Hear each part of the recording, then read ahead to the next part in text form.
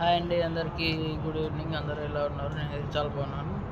అసలు ఈ రేవంత్ రెడ్డికి మినిమం బేసిక్ నాలెడ్జ్ లేకుండా నోటికి ఏది పడితే అది మాట్లాడుతున్నాడు, ఏది వస్తుంది మాట్లాడేస్తున్నాడు. అసలు తెలంగాణ గురించి ఏమనుకుంటున్నాడు, తెలంగాణ అంటే ఏందనుకుంటూ తెలంగాణ ప్రజలు అంత మూర్ఖులు, అంత జ్ఞానం లేని వాళ్ళు అనుకుంటున్నాడేమో. అసలు అర్థం అవ్వట్లేదు. హజారుద్దీన్ ఏంది, వరల్డ్ కప్ గెలిపించడం ఏంది? హజారుద్దీన్ అనేటోడు పెద్ద స్కామరు. వాడు చేసిన పనికి బీసీసీఐ లైఫ్ టైం బ్యాన్ విధించింది క్రికెట్ ఆడకుండా. అటువంటి వాడు హజారుద్దీన్ వరల్డ్ కప్ తెచ్చిండు భారతదేశానికి అని చెప్పి ఈ రేవంత్ రెడ్డి చెప్పడం అనేది ఇంత దౌర్భాగ్యం, ఇంత మూర్ఖత్వం. రేవంత్ రెడ్డి సారు కొంచెము మాట్లాడే ముందు స్పీచ్ చెక్ చేసుకుని తర్వాతకి మాట్లాడు. లేదంటే నీకు ఏమాత్రం పరువు కూడా లేదు తెలంగాణలో. సీఎం పదవి అన్న గౌరవం ఉన్నది, అది కూడా పోతుంది. అది కూడా పోకుండా కొంచెం కాపాడుకో.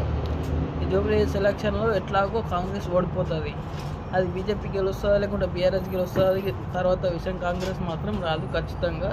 బీఆర్ఎస్ కూడా రాదు. ఎందుకంటే వాడు ఎవడో ఉన్నాడు, వాడికి సీట్ ఇచ్చారు. వాడు మాత్రం ఇంతకుముందు టీఆర్ఎస్ ప్రభుత్వాన్ని బాగా తిట్టినవాడు. ఇప్పుడు మళ్ళీ వాడిని జాయిన్ చేసుకున్నారు బీఆర్ఎస్లో. వాడికే టికెట్ ఇచ్చారు, వాడిని ప్రమోట్ చేశారు. ఎందుకంటే మైనారిటీ ఓటర్స్ కోసం. హిందువులు 3 లక్షల ఓటర్స్ ఉన్నారు, మైనారిటీలు 1,00,000 ఓటర్స్ మాత్రమే ఉన్నారు. వాళ్ళ గురించి వీళ్ళు పార్టీలు మొత్తం మతపరంగా తీసుకుంటున్న నిర్ణయాల వల్ల హిందువులు అసలు నిద్రపోతున్నారో, ఓటర్లు ఏం చేస్తారు అన్నది వాళ్ళ నిర్ణయానికి వదిలేస్తున్నాం. ఇప్పుడు ఈ ఓటర్లని అంత తెలివి తక్కువ వాళ్ళు కాదని నా అభిప్రాయం. తెలుసుకొని ఆలోచించి ఓటు వేయండి. జై హింద్.